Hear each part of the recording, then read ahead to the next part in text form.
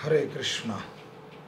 जगत गुरु श्रील प्रभुपाद की जय। गुरु महाराज गुरु परंपरा की जय। जगन्नाथ बलदेव सुभद्रा महारानी की जय। राधा राधिका रमण भगवान की जय। आध्यात्मिक यात्रा में आप सब लोगों का प्रातःकालीन भागवत कक्षा में स्वागत है।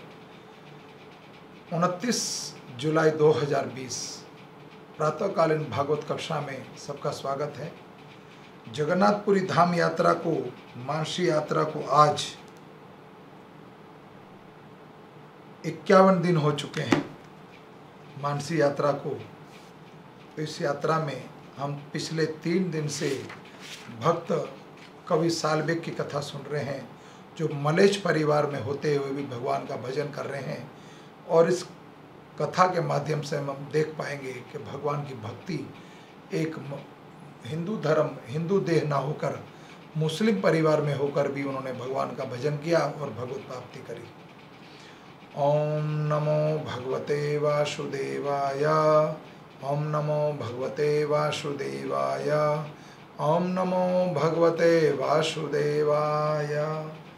नारायणं नमस्कृत्यं नरं चैव नरोत्तमं देवीं सरस्वती व्यासं ततो जयमुदीरयं नष्टप्रायं सुभद्रेषु नित्यं भागवतं सेवया भगवते उत्तम श्लोके भक्तिर्भवति नैष्ठिकी कृष्णाय वासुदेवाय देवकी नंदनंदनाय च नंदगोपकुमाराय गोविंदाय नमो नमो।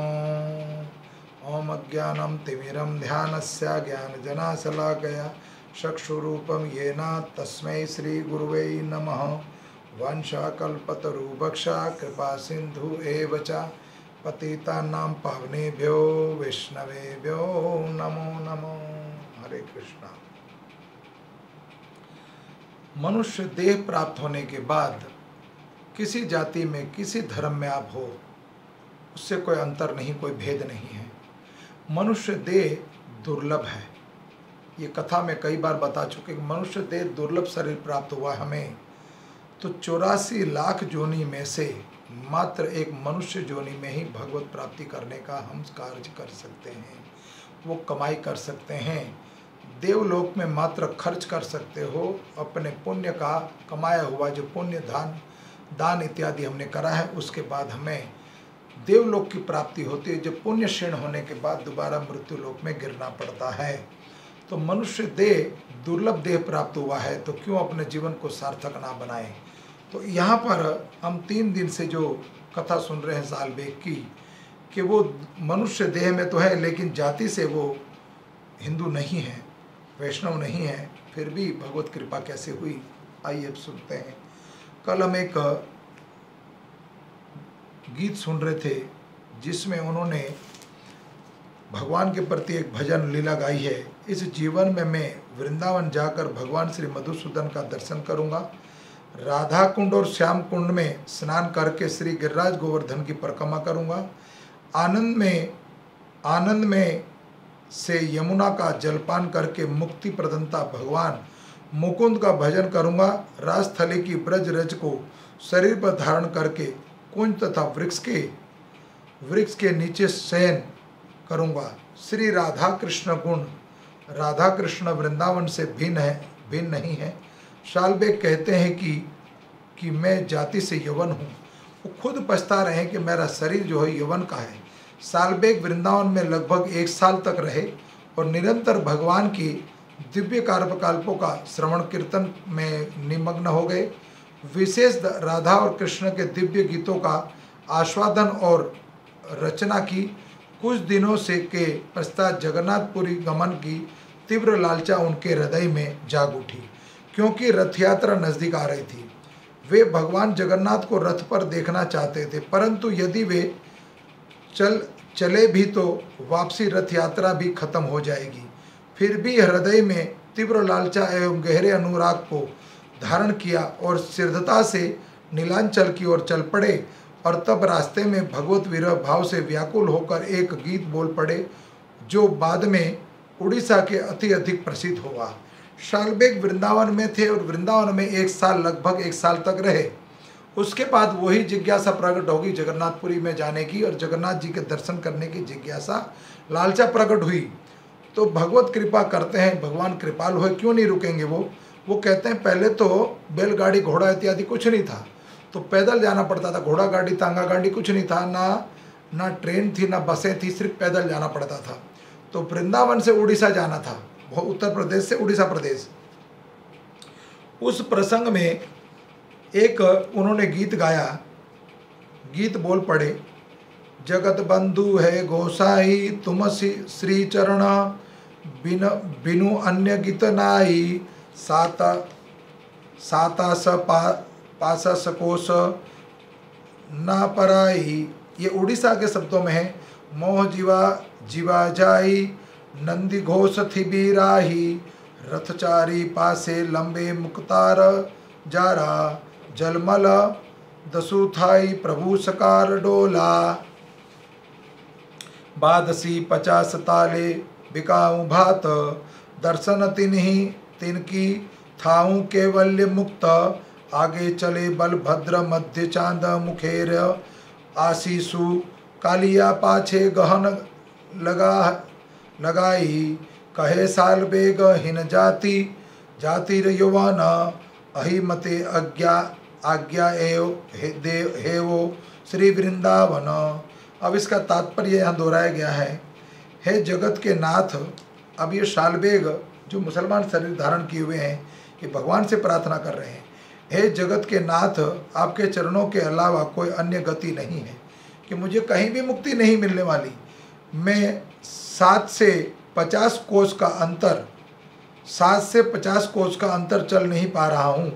प्रभु, मेरे आने तक आप अपने नंदी घोष रथ पर विराजमान रहिए। भगवान का रथ है, उसको नंदी घोष बोला जाता है।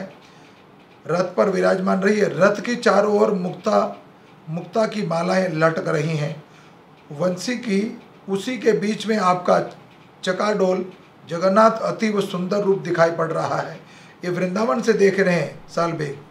22 पावस सीढ़ियाँ, जो 22 पावस सीढ़ियाँ सिंह द्वार की ओर आती हैं, के तल में महाप्रसाद भात बिक रहा है।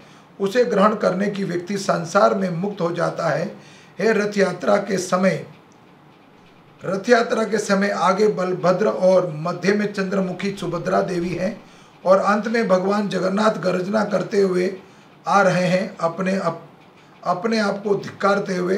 शालबेग कहते हैं कि मैं जाति से यवन हूँ, हे प्रभु मुझे वृंदावन वास प्रदान कीजिए। इस गीत के बाद शालबेग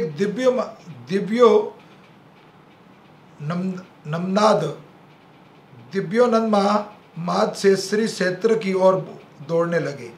तब जगन्नाथपुरी में बाउड़ा रथ यात्रा हो रही थी।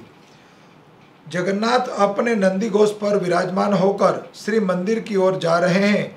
हजारों की संख्या में भक्तगण उनका रथ हर्षोल्लास से खींच रहे थे।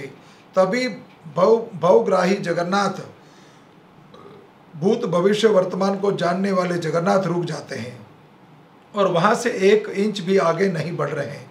क्यों? वृंदावन से शालबेग ने भगवान से प्रार्थना करी, वृंदावन की रजभूमि से ही एक इंच भी आगे नहीं बढ़ रहे थे। यज्ञ कीर्तन, बड़े बड़े हाथियों के द्वारा यज्ञ कीर्तन इत्यादि बहुत कुछ प्रयास कर लिया। बड़े बड़े हाथियों के द्वारा रथ को खिंचवाया गया, परंतु कालिया ठाकुर, भगवान को बोला गया, कालिया ठाकुर बलगंठी स्थान में ही खड़े रहे। अचिंत्य भगवान जगन्नाथ अपने भक्त शालबेग का इंतजार बारिश की धूप आदि को सहन करते हुए रथ कर रहे थे। जब वह पुरी पहुंचा और देखा कि जगत बंधु उनकी राह देख में खड़े हैं, वे पूर्ण भावभोर हो गए और साथ ही साथ उनके नेत्रों से अश्रु का प्रवाह हो रहा था और अपने आप को धिक्कार रहे थे कि भगवान से क्षमा याचना निवेदन कर रहे थे। हे प्रभु, मैं पतित हूँ, मुझे क्षमा कर दीजिए। तुम तुरंत ही आप मुझे अपने श्री मंदिर में गमन करें। भगवान जगन्नाथ अपने एक नीच जाति के भक्त सालबेग के लिए गंडी में रुके थे। ये खबर पुरी में चारों ओर दिशाओं में आ गई, आग की तरह फैल गई। हजारों की संख्या में वृंदावन से आए हुए सालबेग को देखने के लिए लोग बड़ दौड़ में दौड़ पड़े।